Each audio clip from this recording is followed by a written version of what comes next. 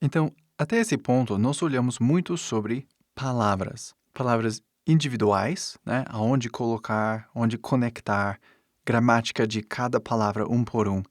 Mas é importante sempre lembrar que simplesmente não falamos em palavras, nós falamos em ideias. Ou seja, eu tenho algo que eu quero falar e aí eu vou falar aquilo, entendeu? Eu não fico aqui pensando. Então, o eu vai primeiro e aí depois eu preciso conjugar o verbo e depois aí vem uma preposição aqui, juntando preposição vai outra coisa. Entendeu? Ninguém pensa dessa maneira quando eles estão falando. Simplesmente pensamos e falamos. E daqui para frente nós vamos trabalhar muito nisto, como juntar todas essas palavras e formar sentenças. Mas, antes de chegar neste ponto, nós precisamos aprender sobre grupos de palavras. Ou seja, no inglês nós falamos word groups. Aí, no inglês existem dois tipos de word groups. E esses grupos são phrases e clauses. Phrase significa frase, e aí clause significa cláusula. Eu não quero ficar tão apegado a essas traduções, porque nós vamos usar essas palavras de phrases e clauses numa maneira bastante específica. Então, no inglês, phrase significa grupo de palavras sem verbo. E esse é o ponto importante, né? Ou seja, no verb. Aí, um clause é com verbo, with a verb. E essa é a grande diferença entre as duas coisas. Fora disso, são simplesmente grupos de palavras. Então, primeiro vamos olhar phrases. Primeira phrase que vamos olhar é in the box. O que significa in the box? Em a caixa. Ou seja, na caixa. Essa aqui é uma phrase. Vê que não tem verbo nenhum, não tem is, nem correr, nem nada disso. É só um grupo de palavras. Mas vê que esse grupo de palavras tem uma certa ordem.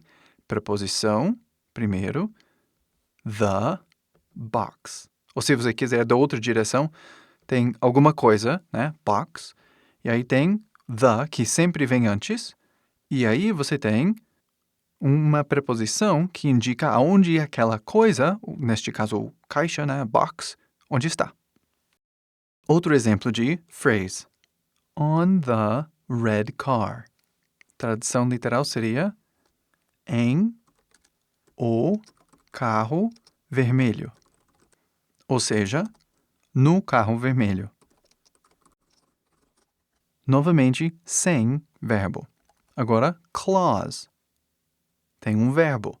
Por exemplo, the lion roared. Isso significa o leão rugiu. Agora você vê que tem um verbo aqui, né? Roar, no inglês, e rugiu, né, no português. Esse é o verbo. Agora, mais um exemplo. The doctor lived in California. Que no português seria o médico morou em Califórnia. Entendeu como isso funciona? Essas são todas cláusulas. Ou, no inglês, clauses. Aqui, sem verbo, é frases ou phrases. Então, agora, por quê? Por que isso seria importante? É porque, no inglês, muitas vezes nós falamos em frases. Sei que talvez é um pouquinho estranho falar dessa maneira, mas nós usamos muito frases para poder comunicar. Para explicar um pouquinho, primeiramente usamos letters, ou letras. Aí nós usamos letters para fazer words, ou palavras. Aí temos palavras e nós juntamos palavras, ou words, e criamos phrases. Aí, criando nossos phrases, nós depois disso criamos clauses. Aí, criando clauses, nós vamos montar sentenças. Aí, usando sentenças, nós criamos parágrafos e conversas. ou música, ou poesia, ou várias coisas assim. Aí as coisas começam a ficar bem mais interessantes. Mas, primeiro temos que juntar nesses pedaços. Igual na construção.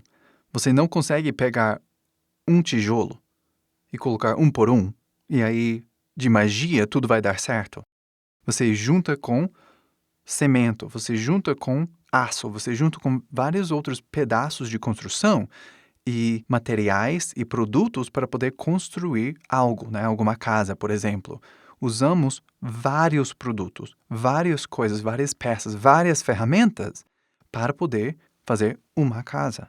No inglês e no português e qualquer outra língua no mundo inteiro faz as mesmas coisas. E o padrão no inglês é essa, entendeu? É assim que nós vamos fazer daqui para frente. Vocês já aprenderam muitas palavras e agora nós vamos montar em frases, cláusulas e sentenças, ou seja, phrases, clauses e sentences.